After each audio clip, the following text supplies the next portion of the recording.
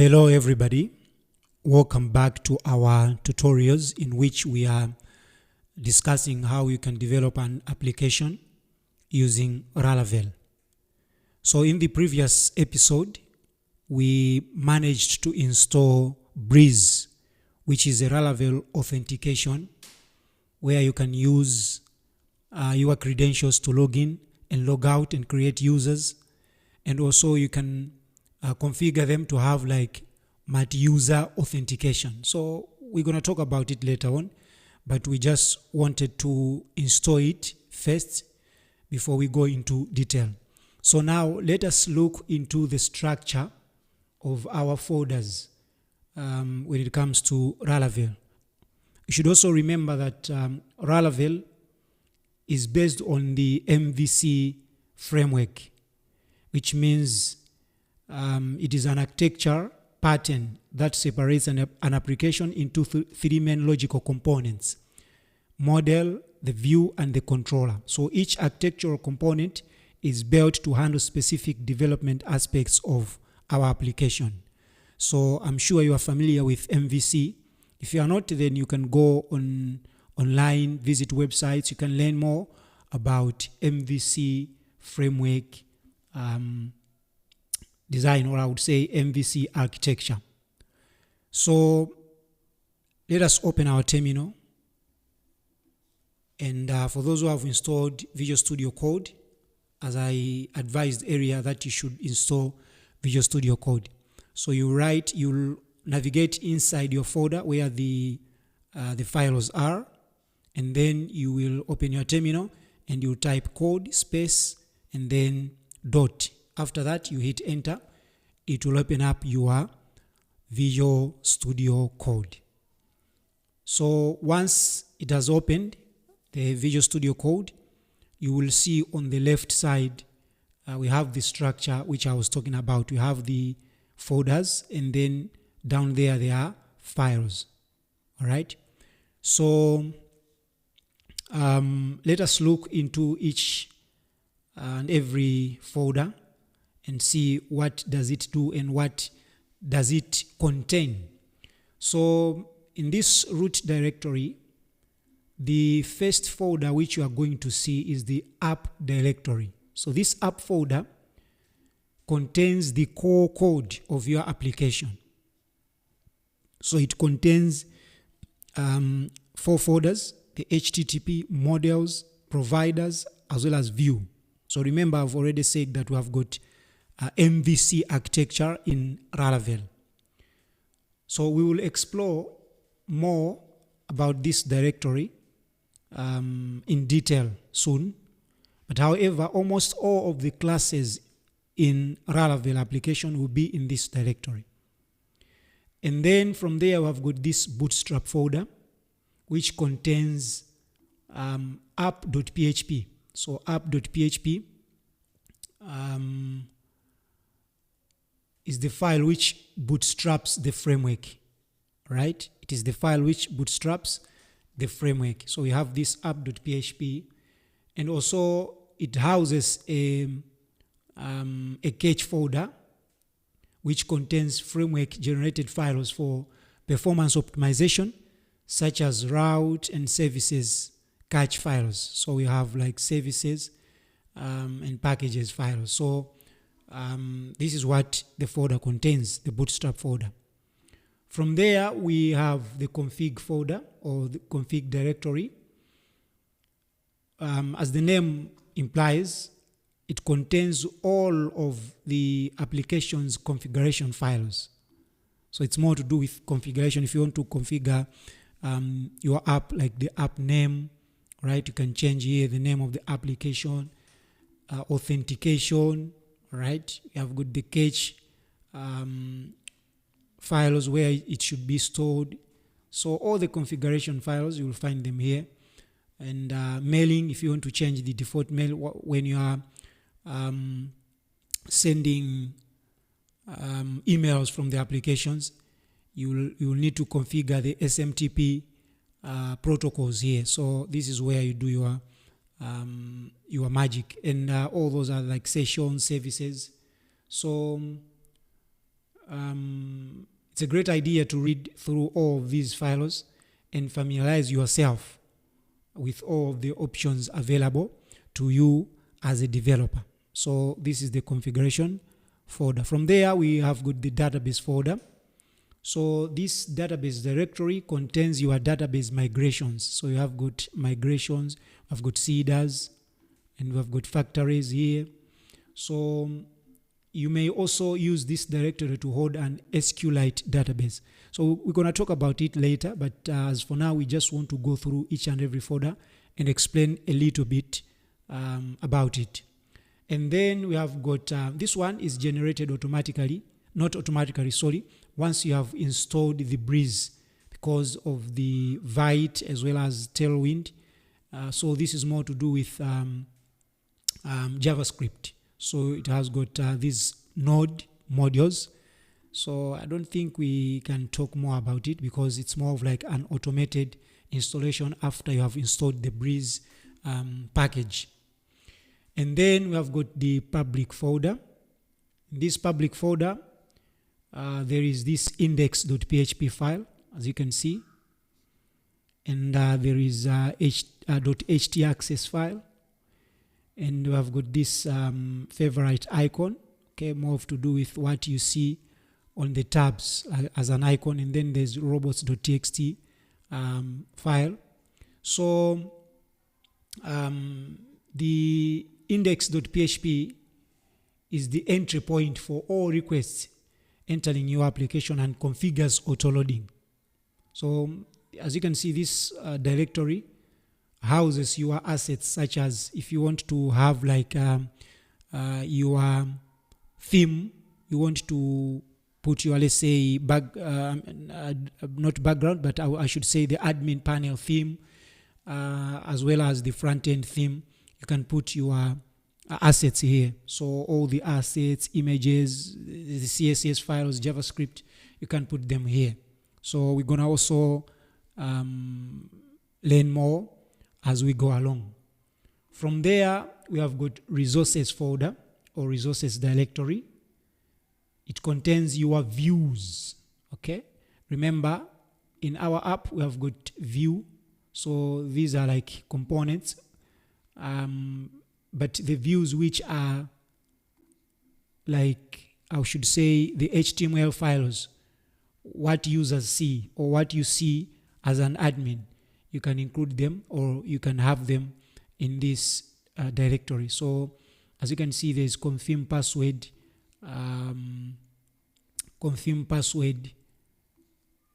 view. I've got forgot password view. All right. So if we run it, if you want to register, this is the login view. So you can change this. You can configure them into your own style as well as look. So as you can see, there is email address section here. You can use Bootstrap. You can use any other framework to design your own view here. So we will also look into it when we will be having our own custom, I should say our own custom looks. So if I can run my terminal here, so that I run it and see what I mean when I'm talking about the views. All right, so you have got like, this is the welcome, this is the welcome page. Okay, what the users see when they open your application is this. So if we can run, the first of all, we say npm run dev, right? And then I open another one, or I can split it. So split terminal. Another one can come here, which is, all right, this one has run. And then we will go to PHP artisan save.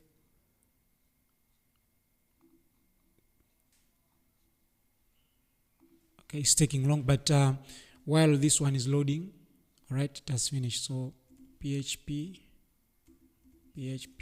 artisan save, enter. All right, so I will copy this one, and then I go here to run it. All right, so all of this is what is in the here. So if I remove everything here and say hello YouTube, what you will see is what I've written here. So hello YouTube. If I refresh here, you will see hello YouTube. It means what was put by Laravel, it was a default view. Right? So if I want to customize everything concerning my front page, this is what I'm gonna do. And I can also remove this one and go to or configure it using routing. So this is welcome page. I can create another view here, okay, by saying, let's say home. Okay, let me just give you an example. So let us remove this. We put it back to the default view. So the default view is this one. All right, so I can change from this. So I would say home. All right, so what I would do here is to create the home file, because I have to define it, the home file. So if I go to views and then create new file and then write it to home.blade, remember we are building our application based on Blade. So we were also going to talk about this. What does it mean? So PHP, and then if I refresh here, it will take me to the Blade file. To the home file. Sorry for that. It will take me to the home file because I've defined it here as home. So it has looked for the home, which is this one. This one is no longer used now. So whatever I put here, like welcome to Laravel 11 tutorials.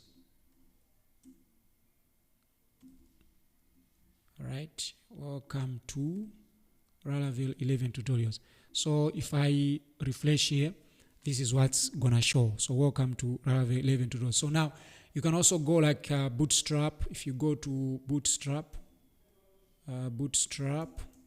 5, and you copy Bootstrap 5, because I just want to show you what does the resources folder does, and what exactly do you need to do in order to, all right. So if I copy this one and paste here, you see I've pasted the hello world. So if I refresh here, where are you here? If I refresh here, I will have the Bootstrap. So I have this Bootstrap. So you can have like let's add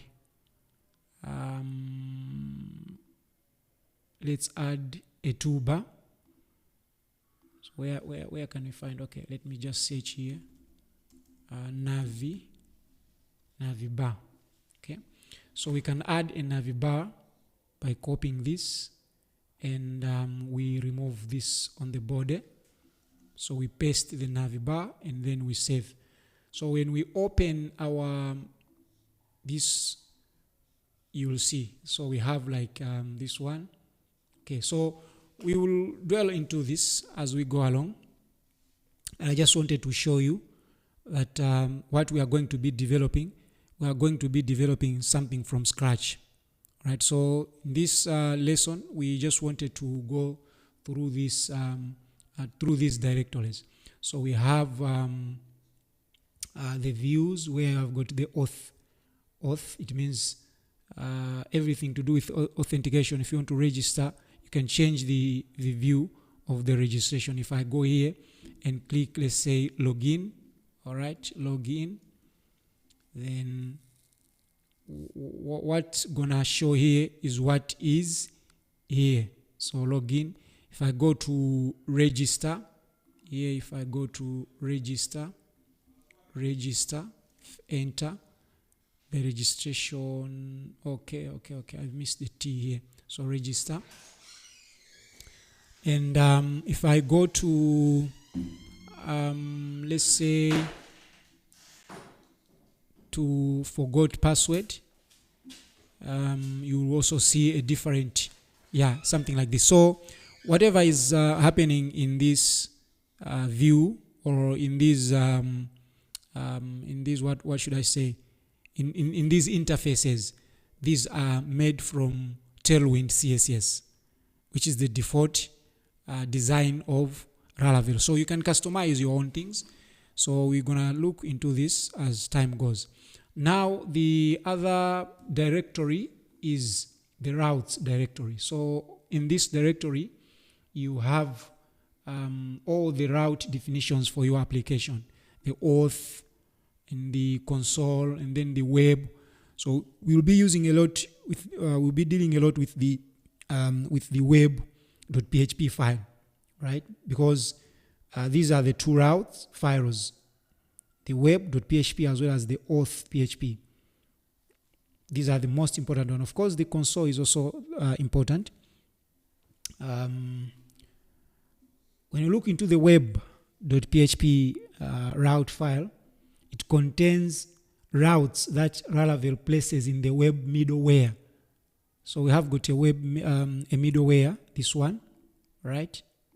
So this middleware group provides session state, CSRF. We're going to learn about this when it talks about CSRF protection, and cookie encryption. So if your application does not offer a stateless, a RESTful API, then all of your routes will most likely be defined in this web.php. And then we've got this console. The console.php file is where you may define all of your closure-based console commands. So there are some sort of commands here, and you can define them in this.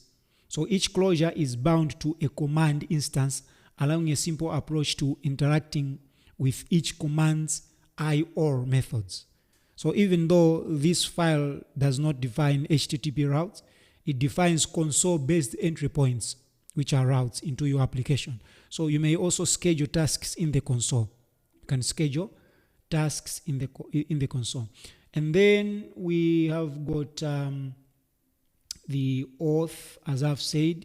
It defines you like routes, middleware with regards to registering and logging in, forgot password, reset password, and you can get a token for that. So yeah, this is more to do with these routes. And from there, we've got this storage directory where your logs, compiled blade templates, file-based sessions, file caches, and other files generated by the framework are kept. So it is segregated into this folder, which is the app, and then the framework, as well as the logs. All right. And the framework directory is used to store framework-generated files and caches. And the logs directory contains your application's log files. So if you want to get log files, you can get them here. Okay, when you are running the application, what time you run the application. Yeah, so all the log files, you are going to get them here. And also, if you want to check some errors, you can get them from this folder. If you look into the app folder, this is the directory which may be used to store any files generated by your application. All right. So all the files which are generated by the application will be stored in this app folder. And then I think we have got this test directory, which has got the feature as well as unit. So it contains your automated test. So remember when we were installing, we were using PEST. I mean, not PEST, but PHP unit. So the PHP unit, right, this unit, as you can see, a PHP unit. So PHP units,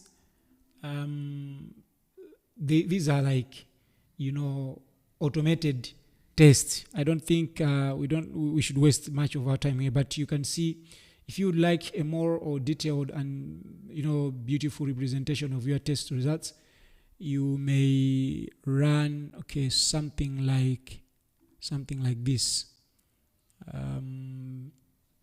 So PHP, right?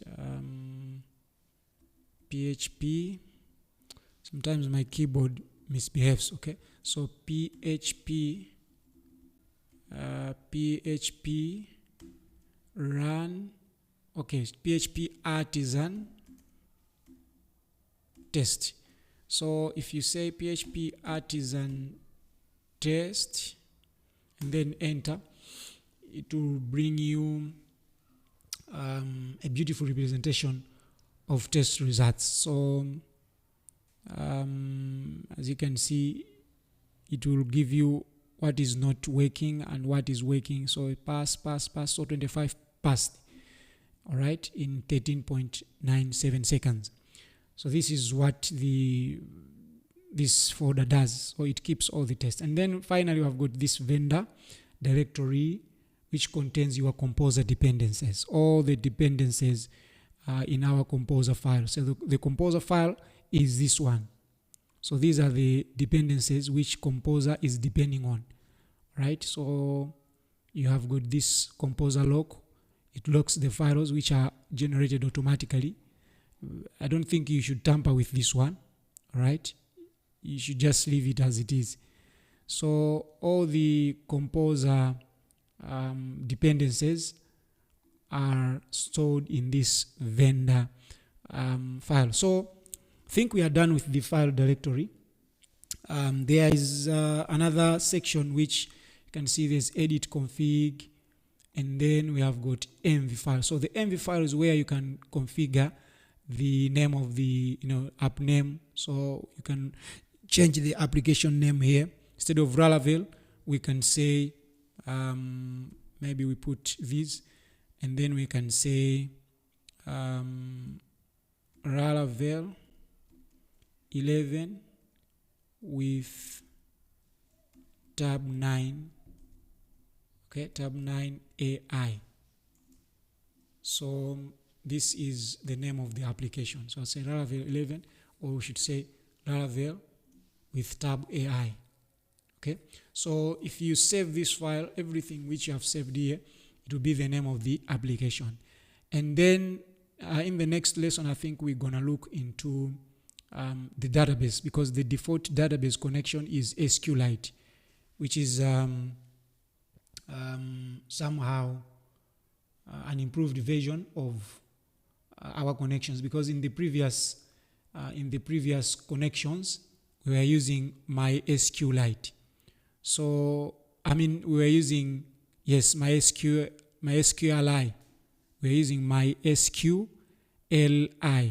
So MySQL was the one which has been used for quite some time, but now with Laravel 11 we have changed from MySQLi to SQLite. So if you can see, SQLite is a serverless database and is self-contained. So I think they wanted to move from server-based database to a serverless database, and it's more on the they don't want people to install, let's say, MySQL. They wanted people not to install WAMP server or XAMPP server. They just wanted to have a serverless database and also a self-contained one. So we have to change from this SQLite to MySQLi. Of course, we can continue with this one, but I think for us in these tutorials, we will be based on MySQLi. So we'll change here. We'll remove the SQLite. We'll put MySQLi and then configure our database so that we do the migrations to the MySQLi server. So see you in the next lesson. I think you have benefited a lot from this episode. Thank you very much.